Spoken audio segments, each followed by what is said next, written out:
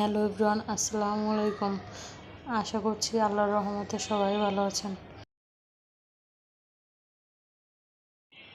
আজকে আমি একটু অন্যভাবে ইলিশ মাছ রান্না করব। বাজার থেকে মাছ নিয়ে আসছে, সেগুলোকে আমি এখন বের করে কেটে নেব। আমি মাছগুলোকে এখন কেটে নেব। মাছগুলোকে কেটে নেওয়া হয়ে গেছে। এখন এর থেকে মাছ রেখে দেব আর অল্প কিছু মাছ রান্না করব।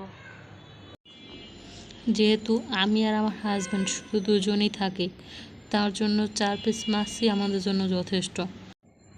এখন মাছটাকে আমি পরিষ্কার করে ধুয়ে নেব।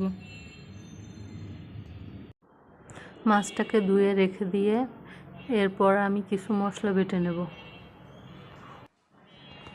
আমি এখানে কিছু বাদাম নিয়েছি, এগুলোকে ভালোভাবে বেটে নেব।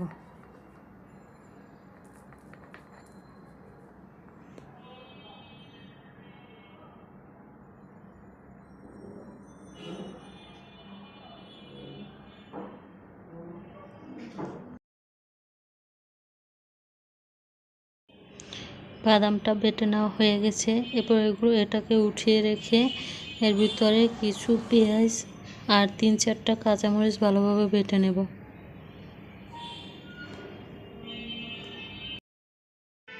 বাটাবাটি শেষ। এখন আমি ধুয়ে রাখা মাছের ভিতরে অল্প হলুদ আর লবণ দিয়ে মেখে নেব। মেখে অল্প করে ভেজে নেব। কড়াইতে তেল দিয়ে দিলাম। তেলটা গরম হয়ে আসলে মাছটা দিয়ে এপিট ওপিট করে হালকা ভেজে নেব।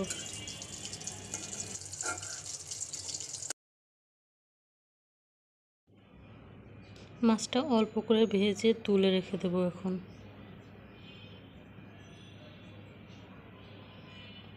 এরপর ওই একই তেলের ভিতরে পেঁয়াজ আর কাঁচামরিচ বাটাটা দিয়ে দেব। এগুলোকে একটু নেড়ে এরপর এর ভিতরে যে বাদামটা বেটে রেখেছিলাম ওইটা দিয়ে দেব। দিয়ে তেলের সাথে ভালোভাবে ভেজে নেব।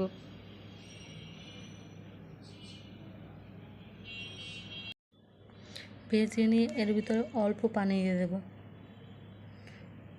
তারপরে এতে একটু হলুদ আর পরিমাণ মতো লবণ দিয়ে সুন্দরভাবে কষিয়ে নেব। আমি কাঁচামরিচ বাটা দিয়েছি, তার জন্য আর মরিচ দিলাম না। এরপর মাছটাও দিয়ে এর ভিতরে নেড়ে নেব। মাছটা এর ভিতরে ভালোভাবে মিশিয়ে নিয়ে এর ভিতরে পরিমাণ মতো পানি দিয়ে দেব। এটা অল্প সময়ের ভিতরে রান্না হয়ে যাবে, বেশি সময় লাগবে না।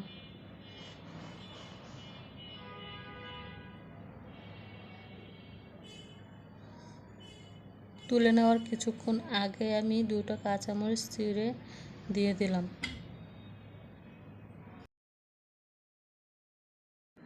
কাঁচামরিচটা দিয়ে অল্প কিছুক্ষণ রেখে এটাকে উঠিয়ে নেব।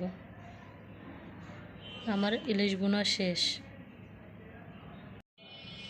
মাশাআল্লাহ, এটা দেখতে যেমন লাগছে, এটা খেতে কিন্তু এর থেকেও বেশি মজা লাগে। ইলিশ মাছ অনেকে হয়তো অনেক রকমেরভাবে রান্না করে খেয়েছেন।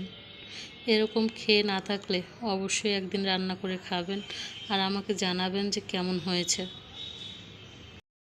আজকের ভিডিওটা এই পর্যন্তই। সবাই ভালো থাকবেন, সুস্থ থাকবেন। আল্লাহ হাফেজ। আসসালামু আলাইকুম।